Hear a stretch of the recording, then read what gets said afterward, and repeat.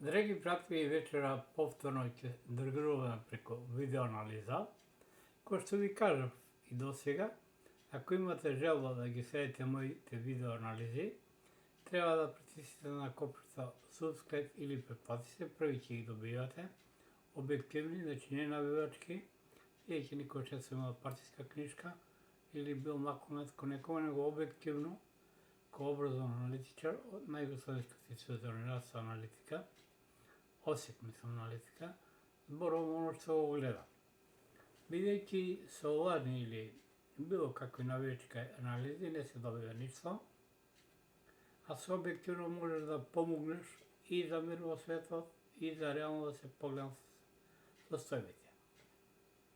За мене ово што се случува во Украина, во Израел, не е од сега, не е од 2022, тоа е многу порано договорено помеѓу Доналд Трамп или републиканците и Владимир Путин. Зошто?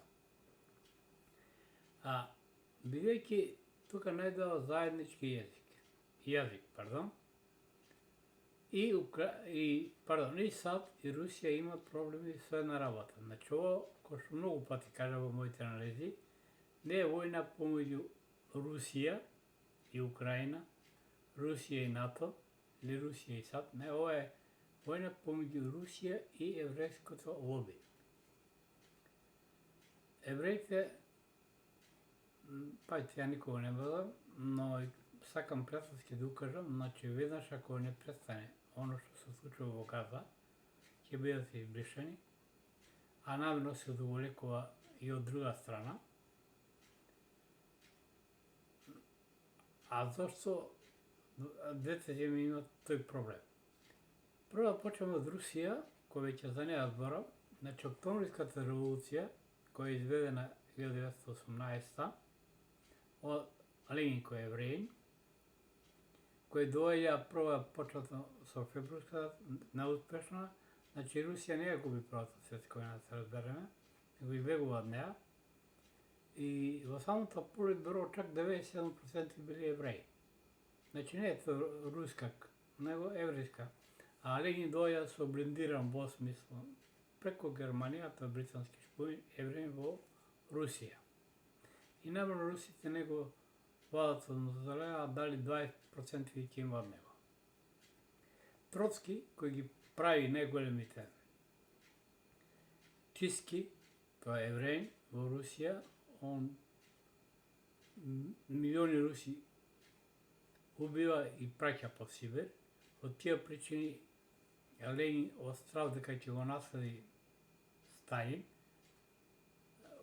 во тестамент пишува да не му се дозволи, а Сталин има нешто грузиско, но него го школувал евреин, значи помогал во неговото образование.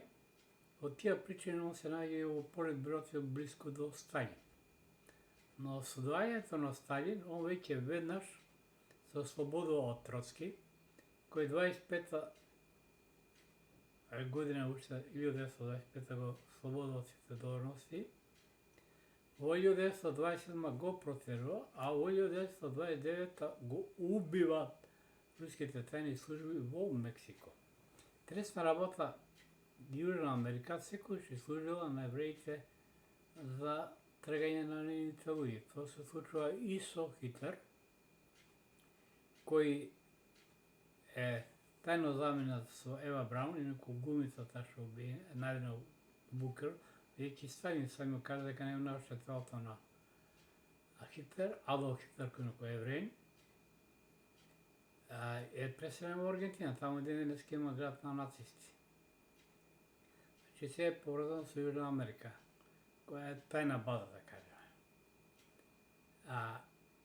Кога се опрашани американците, таму еврејското лоби многу силно, владе со нив, а владе од моментот кога е Хитлер препорен во Аргентина, а еврејските научници, значи Хитлер, ако потребала војната уште 6 месеци, ќе дошол до атомската бомба, тоа научниците во САД, кои се префрлени нормално од Германија, со еврејско потекло, Ја доаѓа до атомската бомба и се фрла на Хирошима, покасно и на Нагасаки, со втората опција нема потреба да се фрли. Па чак ни првата. Јапан бил веќе пред пораз. Сето ова зборува дека и војната индустрија од тогаш е во раците на еврејското лоби. Интересен е фактот, Роштил, инаку нивната желба за држава, дека не мислам од крајот на 18 век, Роштилови почнуваат полека да купуваат земја во Палестина тогаш, која била под окупација или колонија на Велика Британија. И Велика Британија исто тогаш предлагала две држави, значи Палестина и Израел. И таму земјата се продаваше кон на Косово и Канадско-Западна Македонија за пари. И тој сон за создавање после 2000 години на еврејска држава, инаку она постоја само 70 години, за време на цар Самуил и цар Давид. Се плашам дека и сега ќе биде краток векот поради неразумниот Нечињахо, кој Израел го вовлече наследно и кој го вовлече во жив песок. Значи, Америка, за да се ослободи од еврејското лоби, кој владеа со Америка, американците не владеат, они владеат и со Светска банка и така натаму. Роштил и Рокфелер ги финансира и Наполеон Бонапарт и Хитлер. Хитлер иначе кој евреј, он првата анексија што ја прави? Прави со анексија на Австрија, кај што е роден, значи без разлика што е евреј, со сопствената татковина. Инаку, на почетокот спомнав Кенеди, кој побара федералните резерви да се вратат по државна капа, кои се рече во еврејски приватни компании, кои печатењето на доларот, и побара да се договорот од 67 мислам беше за формирање на две држави, Израел и Палестина, на палестинската во Палестина, Израел, како сега се каже се сега. И тогаш Кенеди беше ликвидиран, неизвестно тврдење на многу новинарски извори, дека е ликвидиран токму од Мосад, а тоа е разнувачка служба на Израел. Слична работа побара и Трамп. Федералните резерви да се вратат по државна капа, но Трамп го спаси што неговата ќерка Иванка е омажена за влијателен евреј. Случајот со Обама е случај, а Трамп дојде благодарение што еврејското лоби се засити од Обама, кој исто така цело време бараше да се формира две држави, Израел и Палестина. И затоа имаш обиди и атентати и врз него. Значи сега што е причината? Значи намерно се пушти Украина еврејското лоби и постави евреи, но поставија и Порошенко казав евреи, но е чист евреи.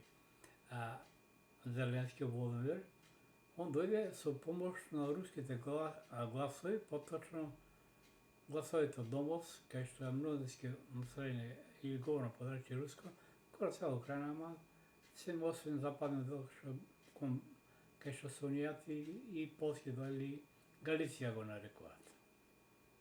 Значи, во моментот, кој што реков, Русија не води војна, води нити против Украина, нити против САД, нити против НАТО. Од тие причини НАТО и не праќа војска, а Володимир Зеленски, бидејќи го знаево, и должење, он е десна рака или Џокерот, инаку до сега ќе беше ликвидиран. Па гледате, во битката за Бахмут, Сирски водеше, кој генерал инаку неговото семејство браќа се само во Русија и роден во Русија, веројатно е рус, сега го замени за Лужни, кој беше нациста и може би покрутен ко русите. Значи, порека сега намерно, републиканците лани од септември ги окочаа до несмањето закон за помощ на Украина, мислам финансиска помощ од 60 милиарда сега е одобрена тек, а сега сме мај, сметете, да се даде простор на Русија да очисти што повеќе. И да нема немири додека беше претседателската кампања во Русија. Сега Русија тргнува нагло, само трошки и се дават од оружје на Украина, чисто да не кажат. И се гледа нагло повлекување, веќе Руси идат на Харков. Значи Русија, самиот Путин кажа, а Харков е главна цел на Русија, зашто? Тамо са и вентилите за гасот за Европа, која иде преку Украина. Затоа ја реков, во следната година почнува распад на Европската унија и на САД. А најверојатно, по мои аналитички проценки, Трамп ќе дојде на власт, а Трамп самиот бореше за укинување и непотребност од НАТО. Затоа велам дека со 2025 започнува распадот званично на НАТО и САД. Значи, во Израел, Трамп за оно што му направи израелците за обидот, он намерно ја пресели амбасадата на САД од Тел Авив во Ерусалим, знаејќи дека тоа ќе го подгрее национализмот кај евреите и ќе ги вовлече во жив песок, што Нетањаху ги вовлече. Они се надеа дека ќе завршат за недела-две, а интересна работа на 7 октомври минатата година, над 1000 проектили ја пробија гвозdeната купола, имаше над 2300 израелци и доста талци. И гледате, вие од 7 октомври до сега се води војна и ќе се води тек војна во Израел.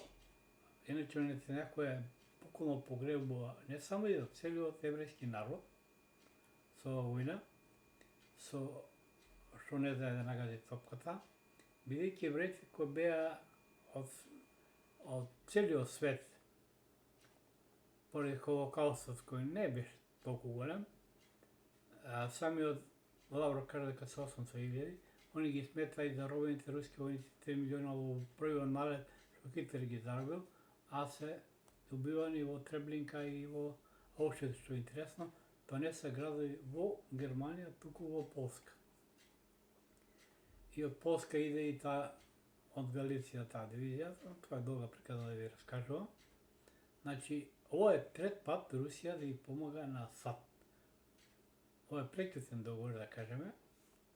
Првиот пат беше кога САД имаше војна меѓу север и југ, тогаш царска Русија и даде топови на север, а југот немаше време да направи, така дојде до победа на север. Вториот пат Русија на САД ги помогна во ослободување за својата независност од Британската империја. Значи, ова е трето помагање на САД, сега е за ослободување од еврејското лоби, кој многу злосторства направи и во Русија.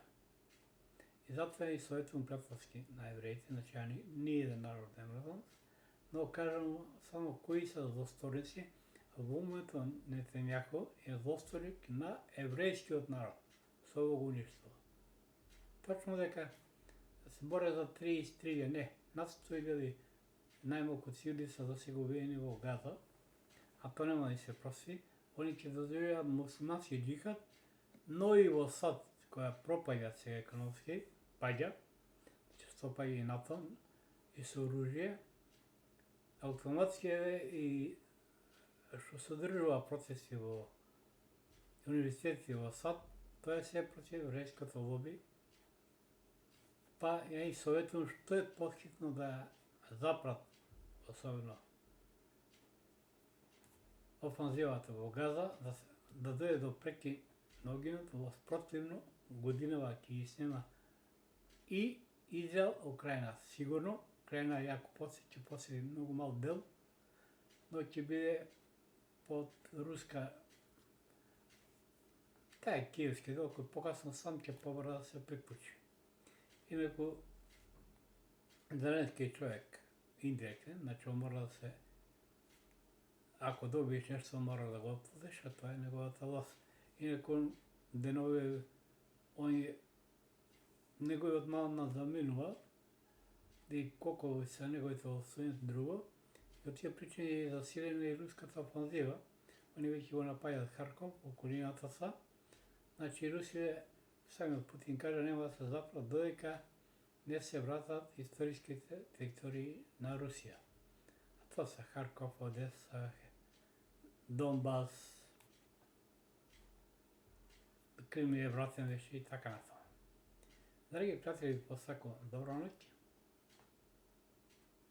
убав викенд и кој што многу пати кажав, сега ќе повторам, оние што има желба да ги следат моите анализи, треба да притиснат копчето subscribe или преплати се, и ако се допаѓа анализата да стават лайк. Инаку, на еврејски народ, кога го сметам талман кон македонски, но неговите политичари го погребуваат и советувам да ја нагазат топката, поточно да го натерат некој да нагази топката, оспротивно ќе ја снемат нивната држава, ќе бидат избришани како држава од картата на светот, и тоа оваа година, не покасно, иначе до сега војната ќе заврши пред палестинците или Хамас не са, тука и Иран, тука се други држави, обкружени са, а со поразот во Украина автоматски они планира да се преселат тамо, да направат држава во Европа и полека ќе бидат испрени и од Евровизија и од нивните, па гледате, они нивните фудбалски екипи настапуваат во европските Евролига, Еврошампион лига и така натаму, што не припаѓа природно, нели? Значи, овој кажам ко пријател, значи, ја во живот никога не сум мрзал, но секој што му кажал, не ме сакате ти немам влакно на јазикот, вистина ти ги кажам на луѓето во очи. Колку и се допаѓа, тоа е друго, но затоа ме почитуват, ме следат, а се знае. Маж се почитува, жена се сака и семејство. Уште еднашка добра ноќ и кој може, нека притисне на копчето subscribe или претплати се и ако му се допадна анализата, остави лака.